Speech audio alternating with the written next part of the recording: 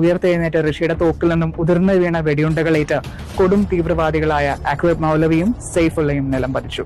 എന്നാൽ അവിടെ നിന്ന് പുറത്തു കിടന്ന മേജറിനെ കണ്ട് എല്ലാവരും സ്തബ്ധരായി. മുഖത്തിന്റെ സ്ഥാനത്ത് പൊട്ടിച്ചെതറിയ കുറച്ച് മാംസവും ചോരയും മാത്രം. ജീവിക്കുമോ മരിക്കുമോ എന്ന് യാതൊരു ഉറപ്പുമില്ലാതിരുന്ന ആ അവസ്ഥയിലും സ്ട്രക്ചറിൽ കിടന്ന അദ്ദേഹം ശേഷിച്ച ശരീരഭാഗം കൊണ്ട് ചുറ്റുമുള്ളവരോട് പറഞ്ഞു വെച്ചു, ആരും വിഷമിക്കണ്ട, ഞാൻ പൂർവാധികം ശക്തിയോടെ ഉടനെ തിരിച്ചു വരും. ആ ധീരത കണ്ട് പ്രചോദനം ഉൾക്കൊണ്ട് സൈനിക മേധാവികൾ അദ്ദേഹത്തിന് ഒരു പേര് നൽകി, the most fearless man of India. തുടർന്ന് ഇങ്ങോട്ട് കഴിഞ്ഞ 8 വർഷങ്ങൾ ശരീരത്തിൽ നടത്തിയ 23 ഓപ്പറേഷനുകൾ, ശാരീരികവും മാനസികവുമായി അനുഭവിക്കേണ്ടി വന്ന വേദനകൾ, ഇതിനൊന്നിനും ഈ രാജ്യസ്നേഹിയുടെ സ്ഥൈര്യത്തെ തകർക്കാനായില്ല. സേനയിലെ മികച്ച മൈക്രോലൈറ്റ് പൈലറ്റ് കൂടിയായ ധീരതയ്ക്കുള്ള ഗാലൻട്രി സേനാ മെഡൽ നേടിയ ലഫ്റ്റനന്റ് കേണൽ ഋഷി രാജലക്ഷ്മി ഇന്നും ഇന്ത്യൻ ആർമിയുടെ അഭിമാനമായി തുടരുന്നു.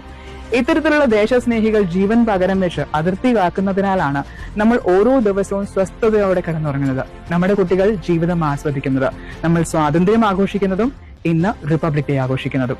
ആ ത്യാഗത്തിന് പകരം വെക്കാൻ മറ്റൊന്നും ആകില്ല എന്ന് അറിഞ്ഞുകൊണ്ട് തന്നെ നിറഞ്ഞ മനസ്സോടെ നമുക്ക് ഉറക്കെ പറയാം, Jai Hind. Happy republic day to all of U.